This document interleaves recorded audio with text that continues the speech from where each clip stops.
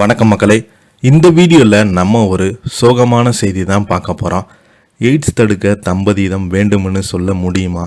நாய்களுக்கு ஆதரவாக ஒலிக்கும் சீரியல் நடிகை குரல்.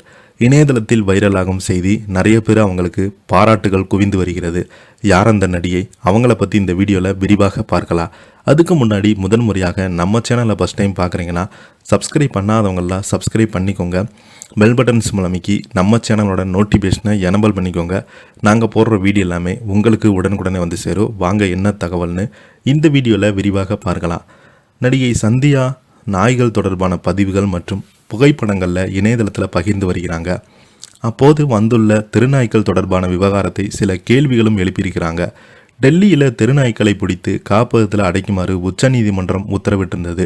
தெருநாய்க்கள் குழந்தைகளை தாக்கி வீடியோக்கள் சமூக வலைதளங்களில் அதிகமாக வலம் வந்து கொண்டிருக்கிறது.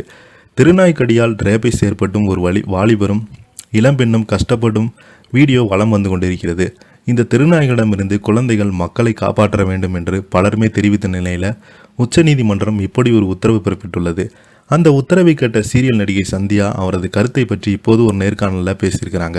சன் டிவியில் பிரபலமான வம்சம் சீரியலில் நடித்து பிரபலமான நடிகை சத்யா ரம்யா கிருஷ்ணனுடன் இணைந்து நடித்திருந்த இவங்க சன் டிவியில் சந்திரலேகா சீரியல்லுமே நடிச்சிருக்கிறாங்க.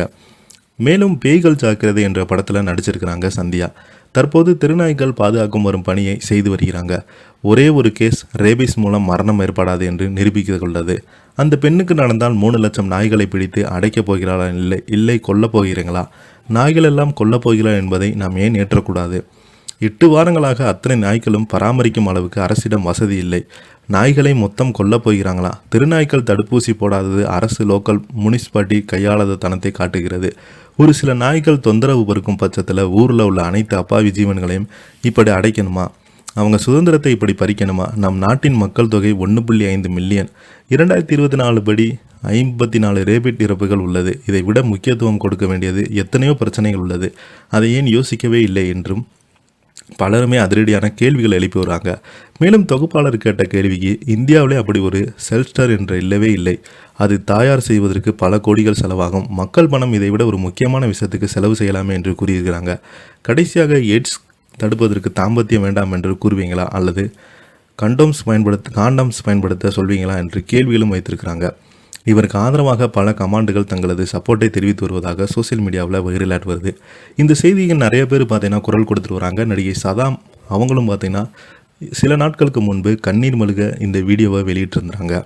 இப்போ பார்த்தீங்கன்னா இந்த நடிகைக்கு நிறைய பேர் வாழ்த்துக்கள் சொல்லிட்டு வராங்க. இதை பற்றி நீங்கள் என்ன நினைக்கிறீங்க? கீழே உள்ள கமெண்ட் பாக்ஸில் மறக்காமல் பதிவிடுங்க. இந்த வீடியோ பிடிச்சிருந்தால் லைக் பண்ணுங்கள், ஷேர் பண்ணுங்கள், கமெண்ட் பண்ணுங்கள். நன்றி, வணக்கம்.